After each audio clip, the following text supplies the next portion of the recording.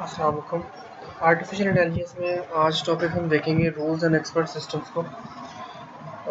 इसमें सबसे पहले हम देखेंगे नॉलेज रिप्रेजेंटेशन के रूल्स क्या होते हैं, production rule based production systems क्या होते हैं, और उसके अंदर फॉरवर्ड चेनिंग क्या होती है, बैकवर्ड चेनिंग क्या होती है, कन्फ्लिक्ट रेजोल्यूशन, मेटा रूल्स को देखेंगे हम, आर्किटेक्चर देखेंगे हम एक्सपर्ट सिस्टम्स का, और एक्सपर्ट सिस्टम शेल्स हम देखेंगे क्या होते हैं, और उसके बाद हम देखेंगे read algorithm, knowledge engineering, clips language को देखेंगे, बैकवर्ड चेनिंग एक्सपर्ट सिस्टम में क्या होती है, और CYC लैंग्वेज को हम देखेंगे।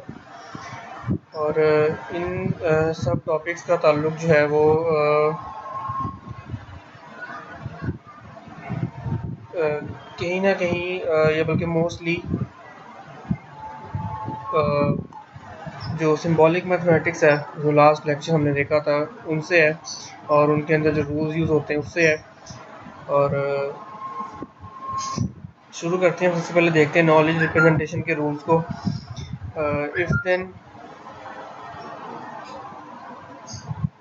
if then rules can be used to represent knowledge, if it rains then you will get wet। इस तरह के रूल्स जो है हम ऑलरेडी देख चुके हैं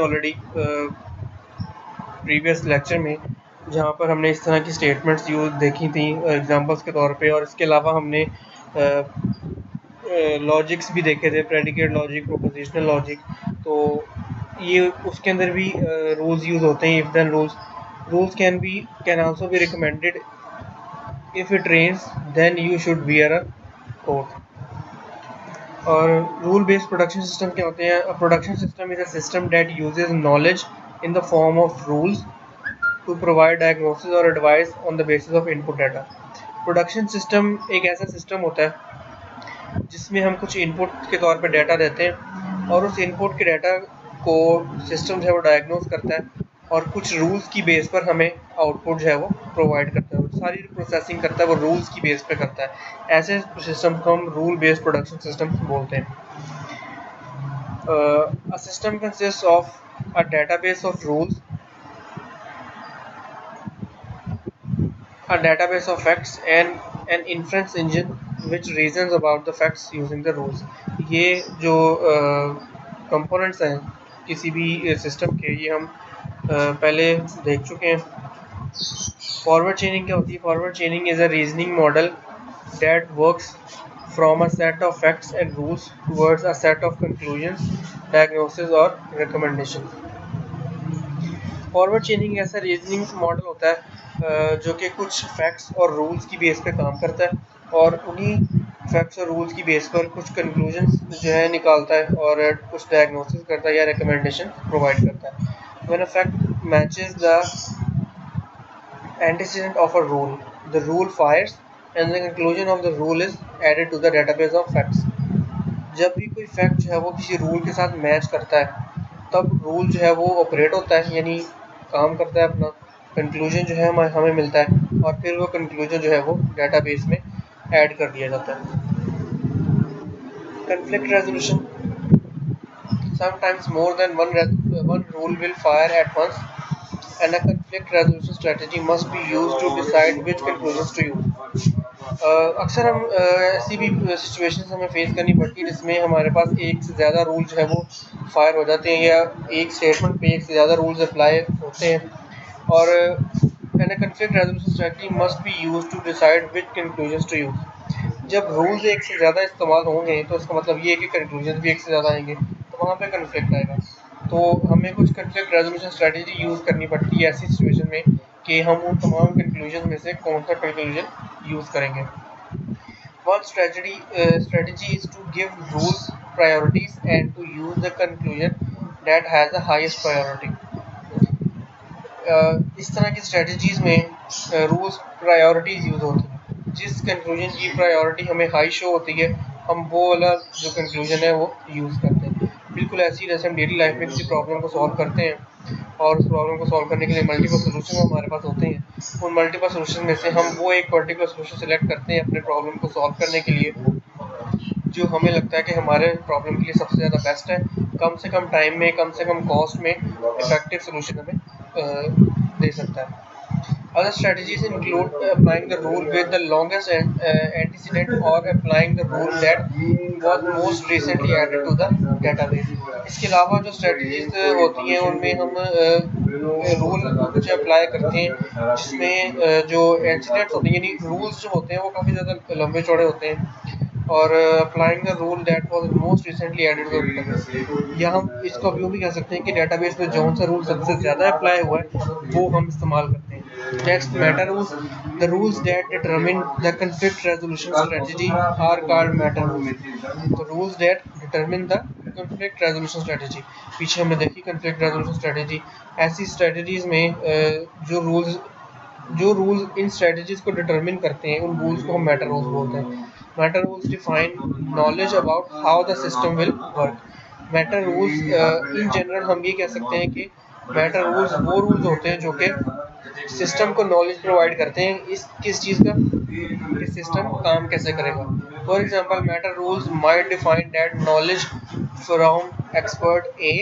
is to be trusted more than knowledge from expert B हम यूँ कह सकते हैं एग्जांपल के तौर पे कि जैसे सपोज मेटा रूल्स अगर हैं दो सिस्टम हमारे पास एक सिस्टम ए एक सिस्टम बी है और मेटा रूल्स जो हैं वो हमें ये डिफाइन कर रहे हैं कि सिस्टम ए का जो एक्सपर्ट सिस्टम ए का जो नॉलेज है वो ज़्यादा ट्रस्ट वर्दी है as compare to system be meta rules are treated चूँकि हमने बताया कन्फ्लिक्ट रेजोल्यूशन स्ट्रेटजी में यूज़ होते हैं तो कन्फ्लिक्ट रेजोल्यूशन स्ट्रेटजी में हमारे पास मल्टीपल कंक्लूजन होते हैं तो मल्टीपल कंक्लूजन का मतलब ये है कि एक से ज़्यादा कंक्लूजन ऐसे हैं जो कि तमाम हमारे सोल्यूशन को प्रॉब्लम को सॉल्व तो कर रहे हैं लेकिन उनमें से कोई एक ऐसा है जो कि बेस्ट है तो वहीं पर जो है मेटा रूल्स ये डिफाइन करते हैं कि कौन सा बेस्ट है meta rules are treated by the system like normal rules but are given higher priority backward chaining क्या होती है in cases where a particular conclusion is to be proved backward chaining can be more appropriate ऐसी situation या ऐसे cases में जहां हमारे पास conclusion मौजूद है और उस एक कंक्लूजन को हमने प्रूव करना है कि वो ठीक है या बेस्ट है ऐसे केसेस में उस कंक्लूजन को प्रूव करने के लिए हमें बैकवर्ड चेनिंग जो है वो अप्रोप्रिएट मेथड है प्रोवाइड है works back from a conclusion towards the original facts जिस तरह हम एक्चुअली काम कैसे करते हैं हमारे पास कुछ फैक्ट्स होते हैं उन फैक्ट्स पे को प्रोसेस करके हम कंक्लूजन तक जाते हैं लेकिन बैकवर्ड चेनिंग इसके उलट है ये कंक्लूजन से मूव कर पीछे की तरफ मूव करती हुई फैक्ट्स तक आती है when a conclusion matches the conclusion of a rule in the database the incidents of the rule are compared with facts in the database expert systems हम कुछ थोड़ा बहुत पढ़ चुके हैं पहले इसके बारे में उसका आर्किटेक्चर हम देखते हैं expert system uses expert knowledge derived from human experts to diagnose illness, provide recommendations and solve other problems. कोई भी एक्सपर्ट सिस्टम किसी ऐसे सिस्टम को हम बोलते हैं जो कि ह्यूमन से कुछ नॉलेज लेता है इनपुट के तौर पे उसे डायग्नोस करता है उस पर रिकमेंडेशन प्रोवाइड करता है उसके सॉल्यूशंस प्रोवाइड करता है या इस तरह की कुछ और प्रॉब्लम्स को सॉल्व करता है बिल्कुल ऐसे जैसे अगर हम मेडिकल फील्ड में बात करें ईसीजी की एक मशीन होती है वो ह्यूमन इलनेस को डायग्नोस करती है उस पर रिकमेंडेशन देती है और उस प्रॉब्लम को सॉल्व करती है तो ये एक एक्सपर्ट सिस्टम है एक्सपर्ट सिस्टम के जो कंपोनेंट्स हैं उसमें नॉलेज बेस आता है सबसे पहले नॉलेज बेस एक्चुअली क्या है डेटाबेस ऑफ रूल्स है यानी रूल्स ही एक डेटाबेस है जिसको हम नॉलेज बेस बोलते हैं इसे हम डोमेन नॉलेज भी कहते हैं एक्सप्लेनेशन सिस्टम है explain the decisions the system makes system जो भी डिसीजन लेता है ये सिस्टम एक्सप्लेनेशन पार्ट सिस्टम ये वाला पोर्शन जो है वो उसे एक्सप्लेन करता है user interface the means by which the user interacts with the expert system user interface तो हम सबको पता है क्या होता है knowledge base editor allows the user to edit the information in the knowledge base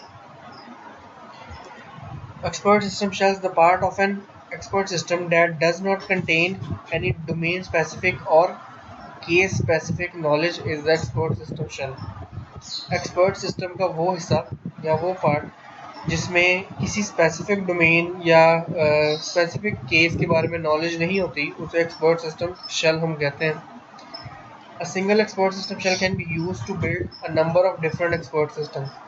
एक एक्सपर्ट सिस्टम शेल को इस्तेमाल करके हम मुख्तलिफ कई ज़्यादा एक्सपोर्ट सिस्टम बना सकते हैं। इसकी एग्जांपल है एक्सपोर्ट सिस्टम शेल की clips.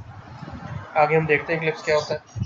The Rete algorithm, Rete is a directed acyclic rooted graph या or tree.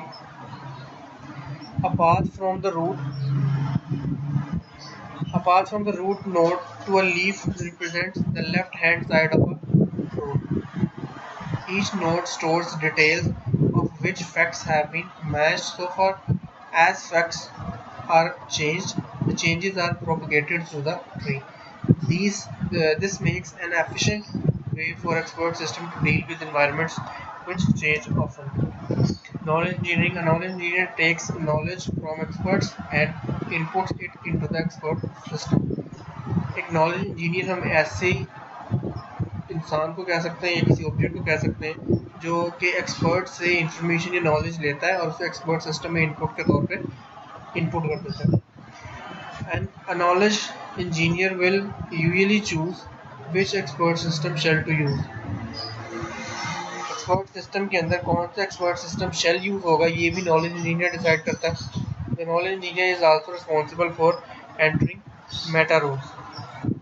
Clips is a C language integrated production system, uses a Lisp-like notation to enter rules. Lisp actually एक language है जो C language में integrate की गई है और expert system shell कहलाया जाता है। लिस्प को यूज़ करके ये हम पीछे पढ़ चुके हैं, रूल्स को एंटर करता है। एग्जांपल आपके सामने डायग्राम में बैकवर्ड चेनिंग एक्सपर्ट सिस्टम्स में किस तरह होती है। Backward चेनिंग is often used in expert systems that are designed for medical diagnosis. For each hypothesis H, if H is in the facts of database, it is proved. Otherwise, if H can be determined by asking a question, then enter the user's answer in the facts database. Hence, it can be determined whether H is true or false according to the user's answer. Otherwise, find a rule whose conclusion is H. Now apply this algorithm to try to prove these rules and decisions. If none of the above applies, we have failed to prove H. यहाँ पर हमारे पास suppose एक hypothesis मौजूद है। हम सबसे पहले check करते हैं कि क्या वो हाइपोथेसिस हमारे डेटाबेस के अंदर मौजूद फैक्ट्स के साथ मैच हो रहा है। अगर हो रहा है तो प्रूव हो जाता है, हाइपोथेसिस को हमेशा प्रूव भी किया जाता है। और अगर ऐसा नहीं हो रहा तो हम जो है उसे प्रूव करने की कोशिश करते हैं। हम ये चेक करते हैं कि हाइपोथेसिस ट्रू है या फॉल्स है यूजर्स के आंसर्स के मुताबिक। उसके मुताबिक हम रूल्स प्रोवाइड करते हैं सिस्टम को। ऐसे रूल्स होते हैं वो जो हमारा कंक्लूजन हाइपोथेसिस तक ले जाते हैं। Usually backward chaining is used in conjunction with forward chaining. CYC is a frame-based production system, uses a database of over 10 lakh facts and rules encompassing all fields of human knowledge. CYC can answer questions about all kinds of knowledge in its database and can even understand analogies and other complex relations. ये comparison है forward चेनिंग और backward चेनिंग का। Forward chaining starts from known facts and applies inference rule to extract more data unit it reaches to the goal. सो मैंने पहले बताया forward चेनिंग जो है वो कुछ फैक्ट्स को लेकर चलता है, उन फैक्ट्स पर कुछ रूल्स अप्लाई करता है और उसे फिर गोल तक या कंक्लूजन तक लेके जाता है। इन्फ्रेंस रूल्स क्या होते हैं ये नेक्स्ट लेक्चर में हम डिस्कस करेंगे। बैकवर्ड चेनिंग जो है इसका उलट है, ये काम अपना गोल से कंक्लूजन से स्टार्ट करता है और बैकवर्ड मूव करता हुआ रूल्स को फॉलो करता हुआ फैक्ट्स तक जो है वो जाता है। फॉरवर्ड चेनिंग को बॉटम अप अप्रोच बोलते हैं और बैकवर्ड चेनिंग को टॉप डाउन अप्रोच बोलते हैं। Forward chaining is known as data-driven inference technique as we reach to the goal using the available data. Forward चेनिंग को हम डाटा ड्रिवन इंफरेंस टेक्निक भी कहते हैं क्योंकि हमारे पास मौजूद डाटा जो होता है उसको यूज़ करके हम गोल तक जाते हैं।